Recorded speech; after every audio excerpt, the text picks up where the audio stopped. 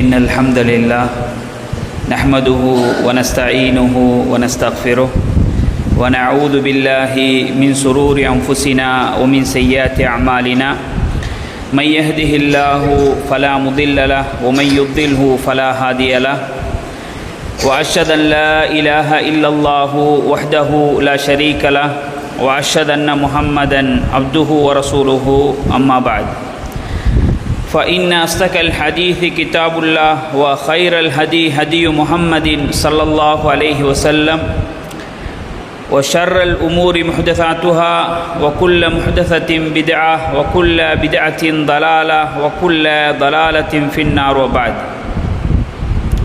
فقد قال الله تعالى في القرآن الكريم أعوذ بالله من الشيطان الرجيم الحج أشهر معلومات فمن فرض فيهن الحج فلا رفث ولا فسوق ولا جدال في الحج وما تفعلوا من خير يعلمه الله وتزودوا فإن خير الزاد التقوى واتقوني يا أولي الألباب.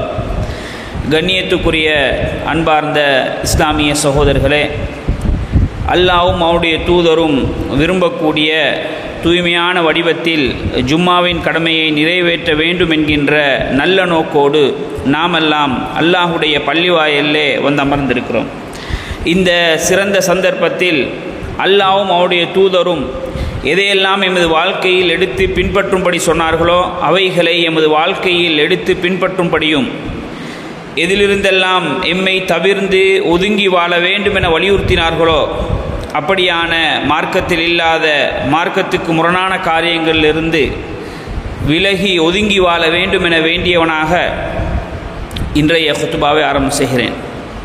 கண்ணியத்துக்குரிய அன்பார்ந்த இஸ்லாமிய சகோதரர்களே, இன்றைய எமது இந்த உரையில் நாம் இருக்கக்கூடிய இந்த மாதம் ஹஜ்ஜிக்கு முஸ்லிம்கள் பயணிக்கக்கூடிய ஹஜ்ஜோடு சம்பந்தப்பட்ட மாதங்களுள் ஒரு மாதத்திலே நானும் நீங்களும் இருக்கிறோம்.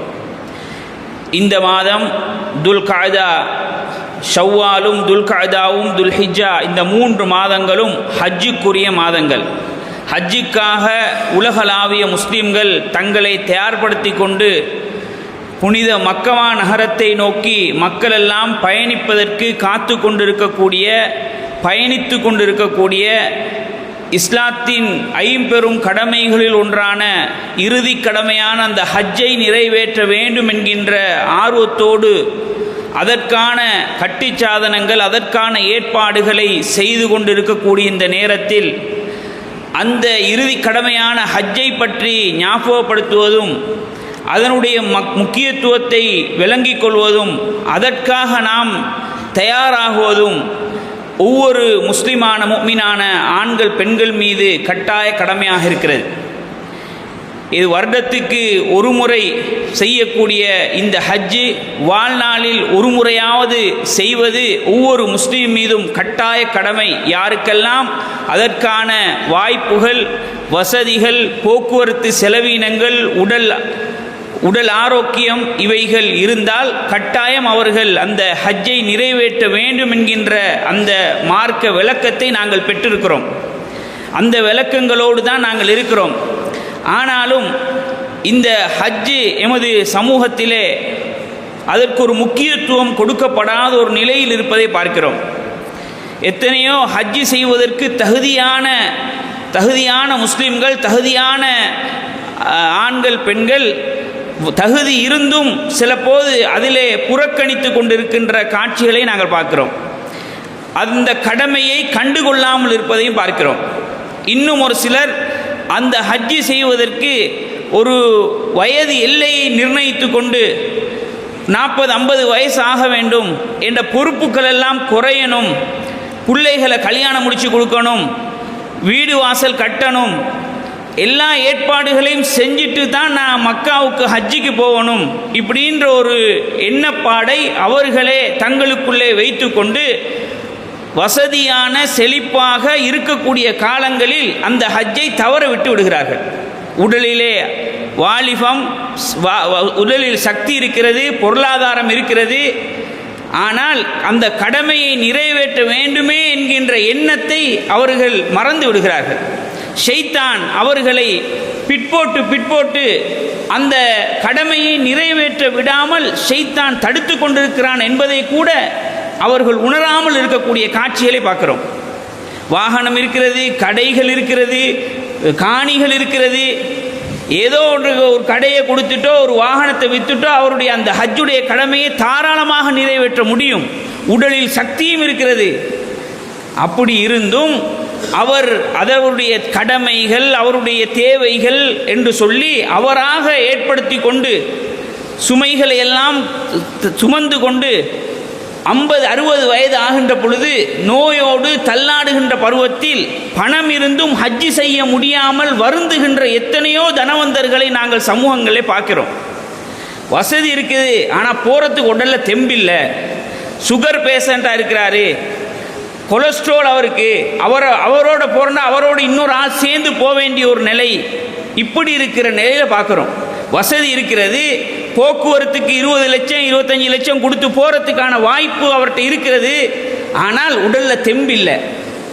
எனவே கண்ணியத்துக்குரிய அன்பார்ந்த இஸ்லாமிய சகோதரர்களே, வாலிபத்தை நாங்கள் பயன்படுத்தி கொள்ள வேண்டும். அல்லாஹ் அந்த வாலிப வயதில் பருவம் கட்டிளமை பருவத்தில் எங்களுக்கு பொருளாதாரத்தையும் தந்திருக்கிறான் என்றால் அல்லாஹ் தந்திருக்கக்கூடிய பெரிய பாக்கியம் என்று நினைத்து முதல் கடமையாக என் மீது சுமத்தப்பட்டிருக்கக்கூடிய ஹஜ்ஜுடைய கடமையை நாங்கள் நிறைவேற்றி விட வேண்டும். அதுக்கு பிற்போடக்கூடாது. அதுக்கு பிற்போடுறது பெரிய பாவம். உடல்ல சக்தி இருந்து பொருளாதாரம் இருந்து நாங்கள் ஹஜ்ஜை பிற்போட்டால் நாங்கள் பாவியாக கருதப்படுவோம். கழிக்கின்ற ஒவ்வொரு நாளும் பாவி என்ற அந்த குற்றம் எங்களுக்கு வரும். ஒவ்வொரு வருடத்தையும் நாங்கள் பிற்போடுறோம். அடுத்த வருஷம் பார்ப்போண்டுவோம், அங்கல வருஷம் பார்ப்போண்டுவோம். இப்படி ஒவ்வொரு வருஷம் வரத்தும் ஒவ்வொரு பிரச்சனை வந்து கொண்டிருக்கும், ஒவ்வொரு தேவைகள் வந்து கொண்டிருக்கும்.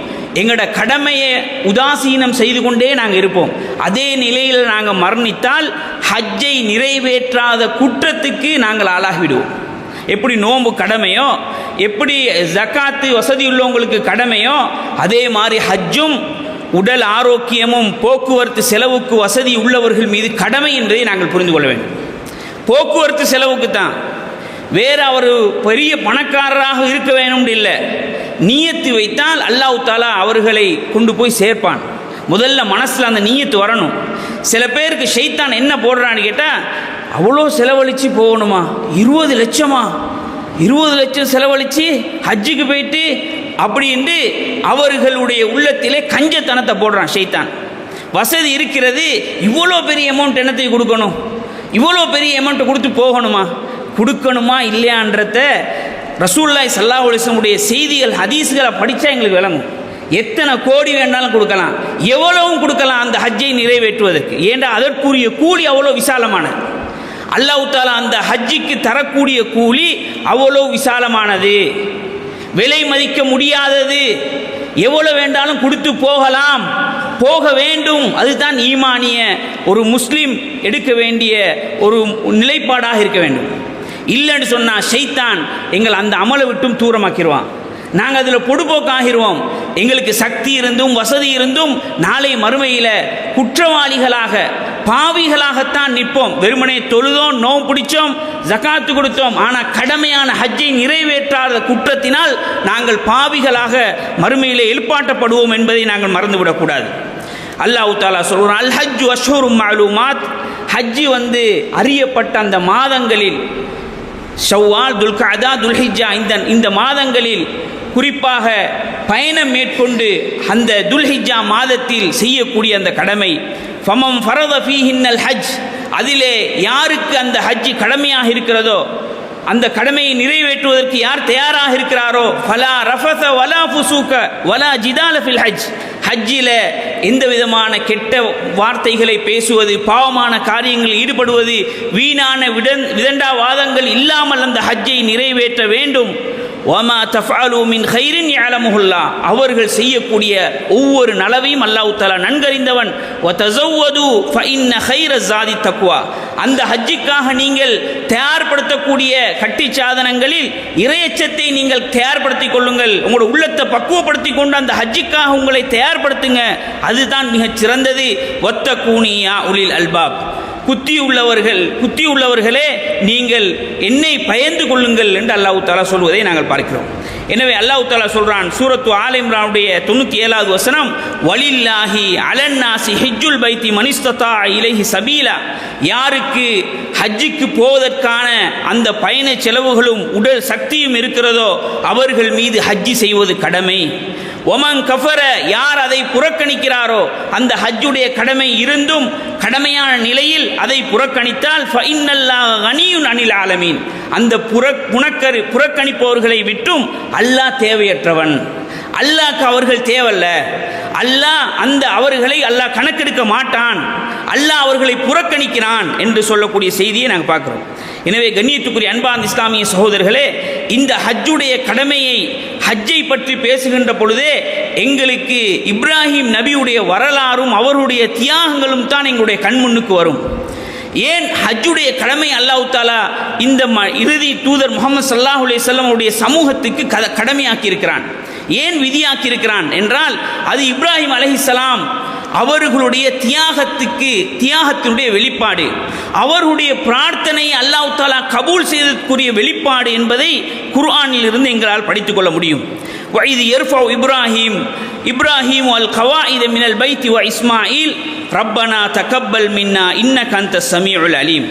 இப்ராஹிம் அலைஹிஸ்ஸலாமும் அவர்களது புதல்வர் இஸ்மாயில் அலைஹிஸ்ஸலாமும் கஅபாவினுடைய அந்த பேஸ்மெண்ட்டை, அந்த தூணை கட்டி எழுப்புகிற நேரம் அல்லாஹ் கிட்ட துஆ கேட்டாங்க, ரப்பனா தகப்பல் மின்னா, யா அல்லாஹ் எங்கள் புறத்திலிருந்து நாங்கள் செய்யக்கூடிய இந்த இபாதத்தை, இந்த நற்கர்மத்தை நீ பொருந்திக்கொள் யா அல்லாஹ், வஜ்அல்னி முஸ்லிமைனி லக், எங்களை முஸ்லீம்களாக நீ தெரிவு செய்து கொள், வமின் துர்ரியத்தினா உம்மத்தம் முஸ்லிமத்தன் லக், அதே மாதிரி எங்களோட சந்ததியிலிருந்து ஒரு முஸ்லிமான ஒரு சமூகத்தை நீ ஏற்படுத்தியா அல்லாஹ், வாரினா மனாசிக்கனா வதுபு அலைனா இன்னக அன்த தவ்வாபுர் ரஹீம், நீயே எங்களுக்கு இந்த வணக்கங்களை எங்களுக்கு நீ காட்டு, எங்களை நீ எங்களுடைய பாவங்களை மன்னி, நீயே பாவங்களை மன்னிக்கக்கூடிய கருணை காட்டக்கூடியவனாக இருக்கிறாய்.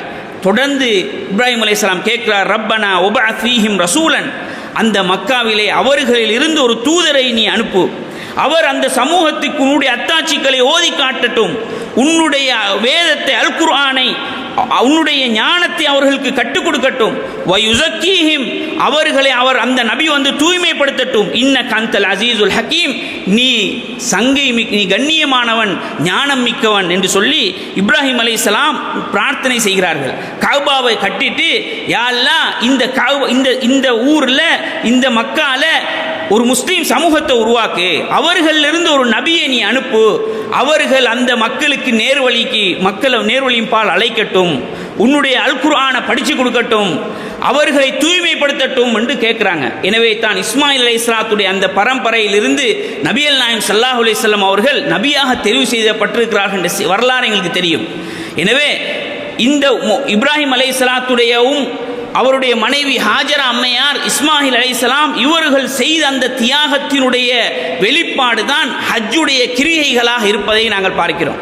எங்களுக்கு தெரிஞ்ச வரலாறு, எப்படி இப்ராஹிம் அலைஹிஸ்ஸலாம் தன்னுடைய மனைவி ஹாஜராவையும் கை குழந்தையான இஸ்மாயிலையும் பாலைவனத்தில் விட்டுட்டு இப்ராஹிம் அலைஹிஸ்ஸலாம் போறாங்களோ, அல்லாஹ்வுடைய அனுமதியோடு, அந்த போகின்ற நேரம் அவர்கள் ஓடின அந்த சஃபா மருவா என்ற அந்த தொங்கோட்டம், அந்த நிகழ்வு இன்றைக்கு ஹஜ்ஜுடைய கிரிகையிலே, உம்ராவுடைய கிரிகைகளில் மிக முக்கியமான ஒரு அம்சமாக இருப்பதை நாங்கள் பார்க்கிறோம். ஹஜ்ஜுக்கு போகிறவர்கள், உம்ரா செய்யக்கூடியவர்கள் சஃபா மருவாவிலே தொங்கோட்டம் ஓடக்கூடிய 7 முறை நடக்கக்கூடிய அந்த நிகழ்வை அல்லாஹ் தஆலா இபாதத்தாக்கி இருக்கிறான். அந்த இஸ்மாயில் அலைஹிஸ்ஸலாத்துக்கு நீர் போட்டுவதற்காக ஹாஜரா அம்மையார் ஓடோடி போனது அல்லாஹ் தஆலா அவருடைய தியாகத்தை கபூல் செய்ததன் வெளிப்பாடு. இந்த முஹம்மது ஸல்லல்லாஹு அலைஹி வஸல்லம் உம்மத்துக்கு அதை ஒரு இபாதத்தாக ஆக்கி வைத்திருக்கிறான்.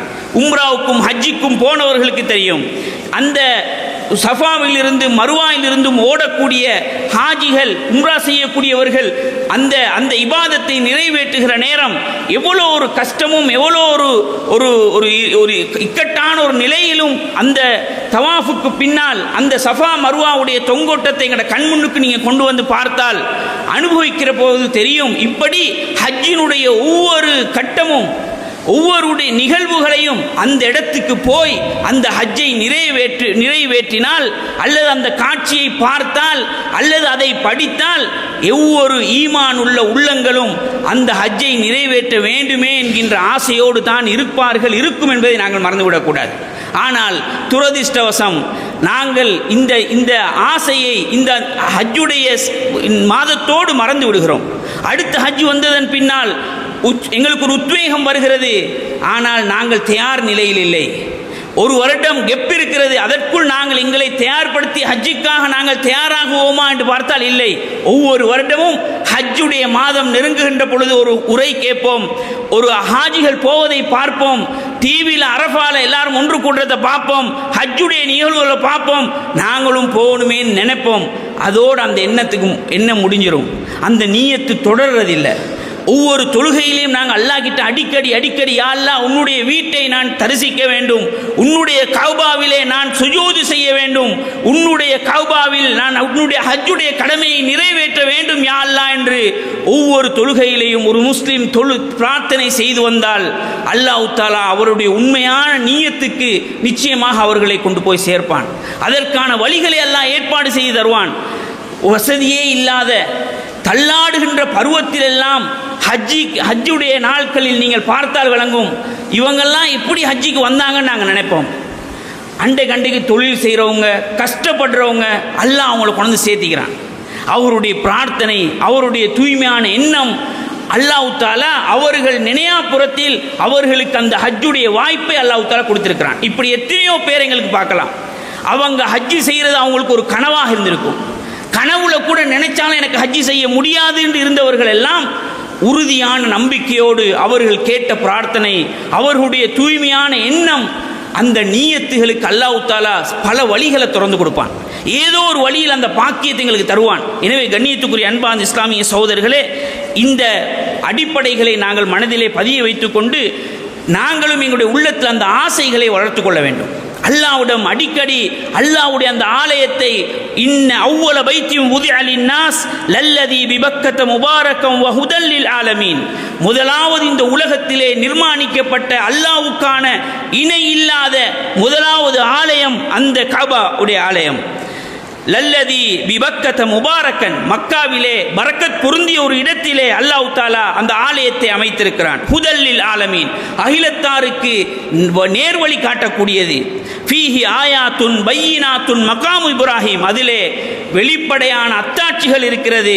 அதிலே தான் இப்ராஹிம் அலைஹிஸ்ஸலாமுடைய காலடி பாதம் மகாமு இப்ராஹிம் அதிலே இருக்கிறது. ஒமன் தஹலஹு கான ஆமினா, யார் அந்த மக்காவுக்குள்ளே நுழைகிறாரோ அவர்கள் அபயமளிக்கப்படுவார்கள். வலில்லாஹி அலன்னாசி ஹஜ்ஜுல் பைத்தி மனிஸ்ஸதா இலைஹி சபீலா என்று அல்லாஹ் தஆலா ஹஜ்ஜுடைய அந்த கடமை என்ற செய்தி அல்லாஹ் தஆலா சொல்வதை நாங்கள் பார்க்கிறோம். எனவே முதலாவது கட்டப்பட்ட ஆலயம் மற்ற பள்ளிகளை தொழுவதை விட அந்த பள்ளியில் தான் இந்த உலகத்திலே தொழுவதிலே நன்மை அதிகம் வழங்கப்படக்கூடிய இடம். எப்படி மஸ்ஜிதுல் அக்ஸா எங்களுக்கு புனிதமோ, மஸ்ஜிதுல் அக்ஸாவும் அதை சூழ உள்ள பகுதிகளையும் அல்லாஹ் தஆலா பரக்கத்து பொருந்தியது என்று சொல்றானோ, அந்த சிறப்பை அறிந்து நாங்கள் அந்த பலஸ்தீனுக்காக பிரார்த்திக்கிறோமோ, அந்த மக்களுடைய கஷ்டத்தில் பங்கெடுக்கிறோமோ, காரணம் அது புனிதமான இடம், புனிதமான ஊர், புனிதமான பள்ளிவாசல். அதே போன்றுதான் மஸ்ஜிதுல் ஹராம், மஸ்ஜிதுல் நபவி, இந்த ரெண்டு பள்ளி வாயில்களும் புனிதமானவைகள், அதை சூழ உள்ள பிரதேசங்களும் புனிதமானவைகள் என்பதை நாங்கள் புரிந்து கொள்ள வேண்டும். மக்காவும் மதீனாவும் அமைந்துள்ள அந்த சவுதி அரேபியா, அந்த சூழ உள்ள பகுதிகள் புனிதமானவைகள், புனிதமான இடங்கள். அதிலே ஆட்சியாளர்கள் சில நேரம் தவறு செய்யலாம், அந்த நாட்டில் வாழக்கூடிய மக்கள் தவறு செய்யலாம். ஆனால் முஃமின்களது உள்ளத்தில் முதலிடம் அந்த கஅபாவுக்கு இருக்க வேண்டும், அந்த ஏகத்துவ ஊருக்கு இருக்க வேண்டும். அந்த புனிதமான தலங்கள் எங்களுடைய உள்ளத்தினுடைய முக்கியத்துவமாக இருக்க வேண்டும். ஆனால் துரதிர்ஷ்டவசம் இன்று மக்கள் ஏதோ ஒரு வகையிலே திசை திருப்பப்பட்டு கொண்டிருக்கிற காட்சியிலே பார்க்கிறோம். குர்ஆனும் சுன்னாவும் கண்ணியப்படுத்தக்கூடிய, குர்ஆனும் சுன்னாவும் உருவெடுத்த அந்த புனிதமான வஹி இறங்கிய அந்த பகுதிகள் இன்றைக்கு சர்வசாதாரணமாக ஏளனப்படுத்தப்படுவதை பார்க்கிறோம். ஷிர்க்கும் குஃப்ரும் பித்அத்தும் தலை தூக்கி ஆடக்கூடிய சில ஷியாக்கள் இருக்கக்கூடிய ஈரான் போன்ற நாடுகள் இன்றைக்கு மக்காவை விட புனிதப்படுத்தக்கூடிய ஒரு துர்ப்பாக்கிய நிலைக்கு எமது முஸ்லீம் சமூகம் போய் கொண்டிருப்பதை நாங்கள் பார்க்கிறோம். எனவே கண்ணியத்துக்குரிய அன்பார்ந்த இஸ்லாமிய சகோதரர்களே, இந்த நிலை இது ஆரோக்கியமானதில்லை. ஒரு அந்த வஹி இறங்கிய 23 வருட காலம் மக்காவிலே மதீனாவிலே வஹி இறங்கிய அந்த பகுதி அல்லாஹ்வினால் தெரிவு செய்யப்பட்ட ஒரு சமூகம். முஹம்மது ஸல்லல்லாஹு அலைஹி வஸல்லம் அவர்களுக்கு அல்லாஹ் தஆலா அந்த அரபு நாட்டை, அந்த ஹிஜாஸ் மாகாணத்தை, அந்த மக்களை தான் அல்லாஹ் தஆலா தெரிவு செய்து அந்த மக்களுக்கு தூதராக நபிகள் நாயகம் ஸல்லல்லாஹு அலைஹி வஸல்லம் அவர்களை தெரிவு செய்திருக்கிறான். இதனுடைய அர்த்தம் என்ன? அவர்கள் தான் பொருத்தமானவர்கள், அவர்கள் தான் இந்த குர்ஆனை சுமப்பதற்கு தகுதியானவர்கள். எனவே தான் அந்த சமூகத்தில் அல்லாஹ் தஆலா அல் குர்ஆனை இறக்கி அந்த சமூகத்தில் ஒரு நபியை தெரிவு செய்திருக்கிறான். அப்படி என்றால் அந்த ஊருக்கும் அந்த மக்களுக்கும் அந்த சிறப்பு இருக்கிறது என்பதை நாங்கள் மறந்துவிடக்கூடாது. வெறுமனே ஆட்சியாளர்களுடைய தவறுகளை வைத்து அந்த புனிதமா மக்கமா மதீனமா நகரங்களை, அந்த அரபு நபிகளா ஸல்லல்லாஹு அலைஹி வஸல்லம் அந்த வாழ்ந்த இஸ்லாம் உருவான அந்த இடத்தை கேவலப்படுத்துகின்ற நிலைக்கு ஒரு முஸ்லீம் வந்து விடக்கூடாது. மார்க்க விளக்கம் இல்லாமல், கொள்கை தெளிவில்லாமல், இஸ்லாத்தினுடைய அடிப்படைகள் தெரியாமல் இன்று சர்வ சாதாரணமாக விமர்சித்து கொண்டிருக்கிற காட்சியை பார்க்கிறோம். ஒரு காலம் இருந்தது, மக்காக்கு போறதை விட ஜெயிலானிக்கு 7 முறை போயிட்டு வந்தா ஹஜ்ஜி செஞ்ச நன்மை கிடைக்கும்னு சொல்லி நம்பின ஒரு காலம் இருந்தது, மூட நம்பிக்கை. நாகூருக்கு போயிட்டு வந்தா ஹஜ்ஜி செஞ்ச மாதிரி தான் அப்படின்ட்டு நம்பின எமது மூதாதையர்கள் இருந்தார்கள். அறியாமை. அது எங்கே போனாலும் உங்களுக்கு அந்த மக்காக்கு ஹஜ்ஜுடைய பாக்கியம் கிடைக்காது. நீங்கள் எங்கே போனாலும் அங்கே செய்யக்கூடிய தவாஃப் இந்த உலகத்தில் வேற எங்கேயும் தவாஃப் கிடையாது. அங்கே செய்யக்கூடிய ஷைத்தானுக்கு கல்லடிக்கிறது அங்கே மட்டும்தான். அறுத்து பலியிடுறது அந்த ஹஜ்ஜுடைய அந்த வகைகளில் தமத்துவோ கிரானோ இன்ஃபிராதோ எந்த வகையில் நாங்கள் ஹஜ்ஜி செய்கிறோமோ அந்த வகைக்குள்ள எல்லாமே அந்த அந்த அந்த புனிதமான மக்காவுக்குள் தான் இருக்கிறது. அந்த ஹஜ்ஜுடைய கிரியைகள் அனைத்துமே அந்த அந்த புனிதமான நகரத்தோடு சம்பந்தப்பட்டிருக்கிறது. எனவே கண்ணியத்துக்குரிய அன்பார்ந்த இஸ்லாமிய சகோதரர்களே, ஒரு முஸ்லிமுடைய உள்ளத்தில் அதற்கான ஒரு முக்கியத்துவம் இருக்க வேண்டும். அதற்கான அந்த ஒரு உள்ளத்தில் ஒரு கண்ணியம் இருக்க வேண்டும். ஒமன் யுஅஸிம் ஷஆயிரல்லாஹ், அல்லாஹ்வுடைய அடையாள சின்னங்களை யார் கண்ணியப்படுத்துகிறார்களோ ஃபஇன்னஹா மின் தக்வல் குலூப், அவர்களது உள்ளத்தில் தான் இறைச்சம் இருக்கிறது என்று அல்லாஹ் சொல்றான். அந்த அடையாள சின்னங்கள் வெறுமனே அடையாள சின்னங்கள் அல்ல, ஈமானோடு சம்பந்தப்பட்டவைகள். எங்களுடைய ஈமானோடு, எங்களுடைய இஸ்லாத்தினுடைய அடிப்படையோடு சம்பந்தப்பட்ட புனித தலங்கள். அல் ஹஜ்ஜு அரஃபா, அரஃபா இல்லாட்டி ஹஜ்ஜே இல்லை என்று ரசூலுல்லாஹி ஸல்லல்லாஹு அலைஹி வஸல்லம் சொல்கிறார்கள். அரஃபா பெருவெளியில் ஹாஜிகள் எல்லாம் பிறை 9 ஒன்று சேர்ந்து இருக்கிற அந்த நேரம் அல்லாஹ் தஆலா என்ன செய்கிறான்? நரக விடுதலை அளிக்கக்கூடிய ஒரு நிகழ்வாக, ஒரு இடமாக அல்லாஹ் தஆலா வைத்திருக்கிறான். நரக விடுதலை வேற எங்கேயும் கிடைக்காது. அந்த இடத்துல அல்லாஹ் தஆலா அப்படி ஒரு பாக்கியத்தை வைத்திருக்கிறான். இப்படி முஸ்தலிஃபாவாக இருக்கலாம், மினாவாக இருக்கலாம், ஹஜ்ஜோடு சம்பந்தப்படக்கூடிய எல்லா இடங்களும் புனிதமானவைகள். அந்த இடத்தில் கேட்கக்கூடிய பிரார்த்தனைகள் அங்கீகரிக்கப்படும். அந்த இடத்துல செய்யக்கூடிய அந்த ஹஜ்ஜு வாய்க்கு லேசாய்க்கும் ஹஜ்ஜு என்று ஹஜ்ஜு செஞ்சவங்களுக்கு தெரியும். அது பெரிய ஒரு போராட்டமாகவும் ஒரு சிரமத்துக்கு மத்தியில் தான் அல்லாஹ் தஆலா அந்த ஹஜ்ஜை வச்சுக்கிறான். எனவே தான் ஹஜ்ஜுக்கு கூலி விசாலமானது. அல்லாஹ் தஆலா அந்த சிறந்த பாக்கியத்தை எம் அனைவருக்கும் தந்தல் புரிவானாக. வாஹிரு தஅவானா அல்ஹம்துலில்லாஹி ரப்பில் ஆலமீன்.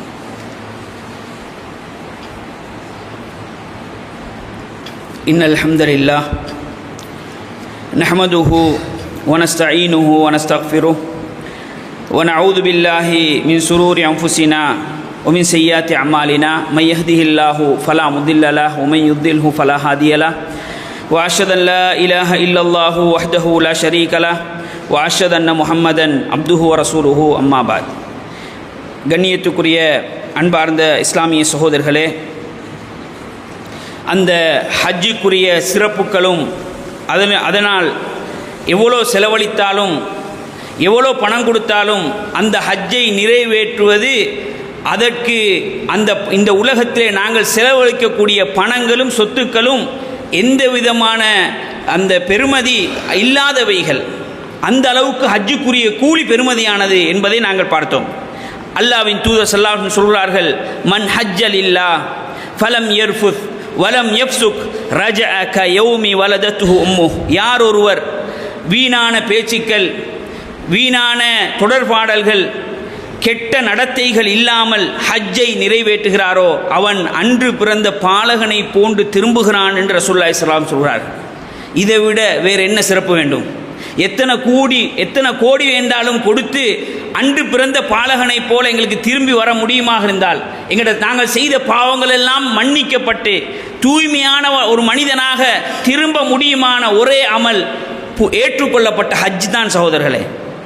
ஒரு மனிதன் செய்யக்கூடிய இந்த உலகத்தில் அவன் செஞ்ச பாவத்தை எல்லாம் அல்லாஹ் தஆலா கழித்து விட்டு ஷிர்க் போன்ற பெரும் பாவங்களுக்கு தௌபா கேட்டு மீண்டாலே தவிர மற்ற எல்லா பாவங்களையும் அல்லாஹ் தஆலா மன்னிக்கக்கூடிய ஒரு இடமாக, ஒரு அமலாக அல்லாஹ் தஆலா ஹஜ்ஜை வைத்திருக்கிறான்.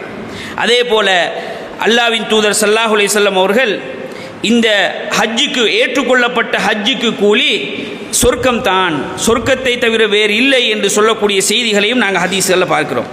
அதே மாதிரி பாருங்க, அபூ ஹுரைரா ரலியல்லாஹு அன்ஹு அறிவிக்கக்கூடிய ஹதீஸ், அல்லாஹ்வின் தூதரிடம் கேட்கப்படுகிறது, ஐயுல் அமலி அஃதல், அமல்களிலே வணக்கங்களிலே எது மிகச் சிறந்தது?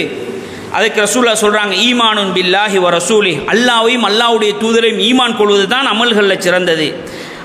அதற்கு பின்னால் எது சிறந்தது என்று கேட்கிற நேரம் அல்லாஹ்வுடைய பாதையில் போராடுவது சிறந்தது என்று அல்லாஹ்வின் தூதர் சொன்னார்கள். அதற்கு பின்னால் எது சிறந்தது, ஜிஹாதுக்கு அடுத்தது சிறந்த அமல் எது என்று கேட்கிற நேரம் ரசூலுல்லாஹ் சொன்னாங்க, ஹஜ்ஜும் மப்ரூர், ஏற்றுக்கொள்ளப்பட்ட ஹஜ்ஜு என்று சொன்னார்கள். ஜிஹாதுக்கு அடுத்ததாக இஸ்லாத்திலே மிகச் சிறந்த அமலாக அல்லாஹ்வின் தூதர் ஸல்லல்லாஹு அலைஹி வஸல்லம் ஒப்புக்கொள்ளப்பட்ட ஹஜ்ஜை சொல்லக்கூடியதை நாங்கள் பார்க்கிறோம்.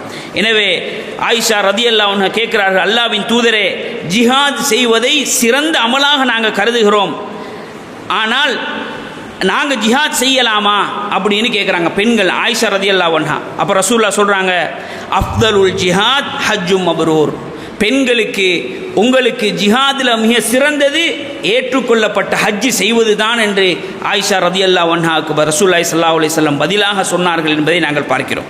எனவே கண்ணியத்துக்குரிய அன்பார்ந்த இஸ்லாமிய சகோதரர்களே, இப்படி சிறப்புகள் நிறைந்த சொர்க்கத்தை கொண்டு வந்து தரக்கூடிய சொர்க்கம்தான் அதற்குரிய கூலி என்று அல்லாஹ்வின் தூதர் ஸல்லல்லாஹு அலைஹி வஸல்லம் மிக தெளிவாக சொன்ன அந்த ஹஜ்ஜை நானும் நீங்களும் நிறைவேற்ற வேண்டுமே என்கின்ற ஆசையும் ஆர்வமும் எங்களுடைய உள்ளத்தில் இருந்து கொண்டே இருக்க வேண்டும். அதுதான் ஒரு ஈமானுக்கான அடையாளம். அது ஒரு வருடம் வர காட்டியும் பார்க்க தேவையில்லை. ஒரு மூமினுடைய உள்ளத்தில் எண்ணத்தில் எப்படி நாங்கள் இந்த வருஷத்துக்கு திட்டம் வச்சுப்போம், இந்த வருஷம் நான் இந்த கடையை ஓப்பன் பண்ண போகிறேன், இந்த வருஷம் என் பிஸ்னஸ் டெவலப் பண்ண போகிறேன், இந்த வருஷம் இந்த வேலையை செய்ய போகிறேன், ஒவ்வொருத்தரும் ஒவ்வொரு திட்டம் வச்சுப்போம் வருஷத்துக்கு. அதுதான் அப்படி அந்த திட்டத்தின் அடிப்படையில் தான் மனுஷன் போகிறான். அதே போல் ஒவ்வொரு மூமுடைய உள்ளத்திலும் இந்த வருஷத்திலேயாவது நான் ஹஜ்ஜை முடிச்சிடணும், அல்லாஹ் எனக்கு இந்த வருஷத்துலையாவது நீ ஹஜ்ஜை நசீவாக்கிறோம் யா அல்லாஹ் அப்படின்னு ஒவ்வொரு தொழுகையிலையும் கேட்டால் அல்லாஹ் தஆலா தரமாட்டானா? எங்களுக்கு நாங்கள் நடு நிசியில் இரவினுடைய கடைசி பகுதியில் முதல் வானத்துக்கு அல்லாஹ் இறங்கி நீங்கள் கேட்குறதெல்லாம் நான் தர காத்து கொண்டு இருக்கிறேன்னு சொல்கிறானே, அந்த நேரத்தில் நாங்கள் அல்லாஹ் கிட்ட கேட்டா, யா அல்லாஹ் எங்களுக்கு ஹஜ்ஜை நசீபாக்கு யா அல்லாஹ், அந்த புனித கஅபாவை பார்க்குற பாக்கியத்தை தாயா அல்லான்னு நாங்கள் கேட்டா அல்லாஹ் எங்களுக்கு தரமாட்டானா? ஏன் சந்தேகம்? ஏன் நாங்கள் பொடுபோக்காக இருக்கிறோம்? நாங்கள் அப்படியான ஈமானிய உணர்வு இருந்தால் அந்த ஏகத்துவ பூமியை, இஸ்லாம் உருவான அந்த பூமியை, அல்லாஹ்வின் தூதர் ஸல்லல்லாஹு அலைஹி வஸல்லம் பிறந்த அந்த பூமியை, நபி தோழர்கள் வாழ்ந்த அந்த பூமியை பார்க்க வேண்டுமே, இந்த ஹஜ்ஜுடைய கடமையை, உம்ராவுடைய கடமைகளை நான் நிறைவேற்ற வேண்டுமே என்கின்ற உணர்வு ஈமான் உள்ள ஒவ்வொருடைய உள்ளத்திலும் இருக்கும். அது வேலை செய்து கொண்டே இருக்கும். அல்லாஹ் தஆலா எப்போ அவர்களுக்கு நசீபாக்குறானோ அவர்கள் அந்த பாக்கியத்தை அடைந்து கொள்வார்கள். எனவே கண்ணியத்துக்குரிய அன்பார்ந்த இஸ்லாமிய சகோதரர்களே, அந்த அடிப்படையில் இந்த வருடம் ஹஜ்ஜுடைய பாக்கியம் கிடைத்தவர்கள் அதற்கான முயற்சியில் இருப்பார்கள். அல்லாஹ் தஆலாவுடைய எல்லா முயற்சிகளையும் லேசாக்குவான். அவர்கள் செலவழித்த அந்த பணத்தை அதைவிட பல மடங்கு அல்லாஹ் தஆலா திருப்பி கொடுப்பான். அல்லாஹ்வின் தூதர் ஸல்லல்லாஹு அலைஹி வஸல்லம் சொன்னார்கள், இந்த ஹஜ்ஜும் உம்ராவும் தொடர்ந்து ஒரு செய்யக்கூடிய அல்லது ஹஜ்ஜுக்காக செலவழிக்கக்கூடிய அந்த பணம் அவர்களுடைய வறுமையை அது போக்கும் என்று சொன்னார்கள். எப்படி நெருப்பு இரும்புல உள்ள கரையை போக்குமோ அது மாதிரி இந்த ஹஜ்ஜு அவர்களுடைய வறுமையை போக்கும் என்று அல்லாஹ்வின் தூதர் ஸல்லல்லாஹு அலைஹி வஸல்லம் சொல்லக்கூடிய செய்திகளை நாங்கள் பார்க்குறோம். நீங்கள் செலவழிக்கிற ஹஜ்ஜுக்காக 20 லட்சம் 30 லட்சம் செலவழிக்கிறீங்க, அதை விட அல்லாஹ் தஆலா பல மடங்கு உங்களுக்கு திருப்பி தருவான். அந்த நம்பிக்கையோடு கூலி எதிர்பார்த்து அல்லாஹ்வுக்காக நீங்கள் செலவழித்தா அல்லாஹ் அதை விட மேலாக எங்களுக்கு தருவான். எனவே ஷைத்தான் எங்களுக்கு என்ன செய்வான், வறுமையை காட்டிக்கொண்டே இருப்பான். அடே இப்போ இந்த பணத்தை போட்டிக்கிற முதல் எடுத்து ஹஜ்ஜுக்கு போயிட்டு வந்தா நான் லொஸ்ட் ஆயிடுவேனே, என் கடை மூட வேண்டியதான், என் நிலைமை நட்ரோட்டில் ஆயிருமேன்னு நாங்கள் கணக்கு போடுவோம். அல்லாஹ் தாலா அல்லாஹ்வுடைய பரக்கத்துடைய வாசல்களை திறப்பான். நாங்கள் நினைக்காத புறத்தில் அல்லாஹ்வுடைய உதவி எங்களை தேடி வரும். நீங்கள் ஹஜ்ஜுக்கு உண்மையான எண்ணத்தோடு, பெருமைக்காக இல்லை, எல்லாரும் ஹஜ்ஜுக்கு போகிறான் நானும் ஹஜ்ஜுக்கு போகிறேன், ஹஜ்ஜுக்கு போனால் நான் ஹாஜியார் ஆயிடுவேன் என்ற எண்ணத்தில் நீங்கள் போனீங்கன்னா நீங்கள் ஹஜ்ஜுக்கு போகவே தேவையில்லை. அந்த ஹஜ்ஜில் எந்த பிரயோசனமும் இல்லை. அந்த ஹஜ்ஜை அல்லாஹ் தஆலா ஏற்றுக்கொள்ள மாட்டான். நீங்கள் எத்தனை லட்சம் செலவழித்தாலும் அது ஆற்றுல போட்ட என்னது சல்லி மாதிரி ஆயிரும். அதில் எந்த பிரயோசனமும் இல்லை. பேருக்கு புகழுக்கு இல்லாமல் அல்லாஹ்வுக்காக அந்த புனித நகரத்தை, அந்த மக்கமா நகரத்தை சென்றடைந்து அந்த ஹஜ்ஜுடைய கடமையை நான் நிறைவேற்ற வேண்டுமே, அதன் மூலம் சொர்க்கத்தை அடைந்து கொள்ள வேண்டுமே, அதன் மூலம் என்னுடைய பாவத்தை கழுவிக்கொள்ள வேண்டுமே என்கின்ற இறையச்சத்தோடு யாருக்கும் தெரியாமல் பேர் புகழ் இல்லாமல் போயிட்டு வாரீங்களா, அதைத்தான் அல்லாஹ் தஆலா எதிர்பார்க்குறான். அந்த ஹஜ்ஜுக்குத்தான் சொர்க்கம் கூலி. 4 பேருக்கு போஸ்டர் அடித்து 4 பேருக்கு சாப்பாடை கொடுத்து ஊர் முழுக்க பள்ளியில் அறிவித்து 4 பேர்கிட்ட பேர் புகழ் எடுத்துக்கிட்டு நீங்கள் போனால் அது ஹஜ் இல்லை. அது உள்ளத்தை அல்லாஹ் அறிந்தவன், அதில் பெருமை வந்துடும், அல்லாஹ் பாதுகாக்கணும். ஆனால் அல்லாஹ்வுக்காக நீங்கள் அந்த அமலை எடுத்து இந்த வருடம் அடுத்த வருடம் போகணும்னு டார்கெட் பண்ணி முயற்சி செய்தால் அல்லாஹ் தஆலா கொண்டு போய் சேர்ப்பான். அதற்கான வழிகள் அல்லாஹ் திறந்து தருவான். எனவே அந்த சிறந்த பாக்கியங்களை அல்லாஹ் தஆலா நமக்கு தர வேண்டும். அடுத்ததாக ஹஜ்ஜுடைய பாக்கியம் கிடைக்காத சகோதரர்கள், இந்த வருடத்தில் எங்களுக்கு எதிர்வரக்கூடிய துல்ஹிஜ்ஜாவுடைய முதல் 10 சிறப்பான நாட்கள், முதல் 10 நாட்களும் சிறப்புக்குரிய நாட்கள். அதிலே தான் ஹாஜிகள் ஹஜ்ஜுடைய கடமையை நிறைவேற்றுவார்கள். நாங்கள் பெருநாள் தினத்தில் குர்பானி என்கின்ற அந்த உல்ஹியாவுடைய கடமையை நாங்கள் நிறைவேற்ற கடமைப்பட்டிருக்கிறோம். யாருக்கெல்லாம் அன்றைய நாள் உணவு, அன்றைய தேவைகள் போக ஒரு ஆட்டை கொடுப்பதற்கு, ஒரு மாட்டை கொடுப்பதற்கு வசதி இருக்கிறதோ, ஒரு ஒட்டகத்தை கொடுப்பதற்கு வசதி இருக்கிறதோ, அவர் அல்லாஹ்வுக்காக அறுத்து பலியிட வேண்டும் பெருநாள் தொழுதன் பின்னால்.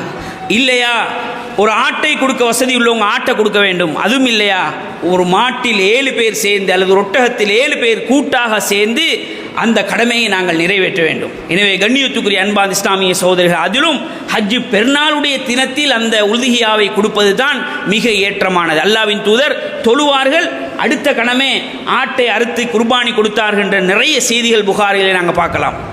ஐயாமு தஷ்ரீக்குடைய 3 நாட்களில் அனுமதி இருந்தாலும் இந்த நாட்டினுடைய அந்த சட்ட திட்டங்களுக்கும் ஏற்ப பெருநாள் தினத்திலேயே அந்த கடமையை நாங்கள் வளமையாக கொடுப்பது போல கொடுப்பது தான் மிக ஏற்றமானது.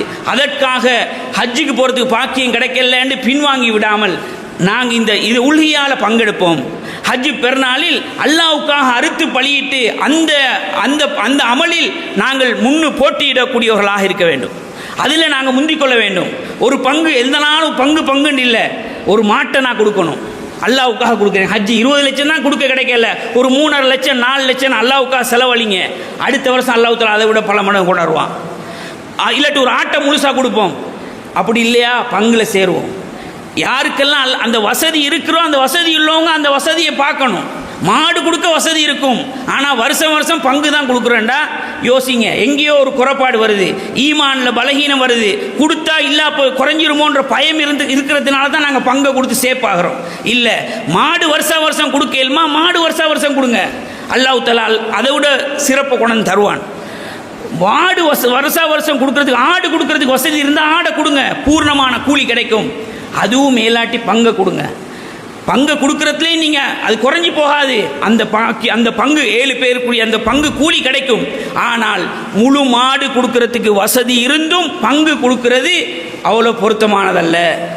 அது நாங்கள் எங்களோட உள்ளமே எங்களுக்கு தீர்ப்பு சொல்லும். எங்களுக்கு தெரியும் எங்களோட கெப்பாசிட்டி எவ்வளோ, எந்த பட்ஜெட் எப்படி இருக்குதுன்னு தெரியும். அதுக்கேற்ற மாதிரி நாங்கள் என்ன செய்யணும், இந்த கூட்டு அமலில் நாங்கள் பங்கெடுக்கணும். அல்லாஹ் தஆலா அந்த சிறந்த பாக்கியங்களை எம் அனைவருக்கும் தந்தல் புரிவானாக. வாஹிரு தஅவானா அல்ஹம்துலில்லாஹி ரப்பில் ஆலமீன்.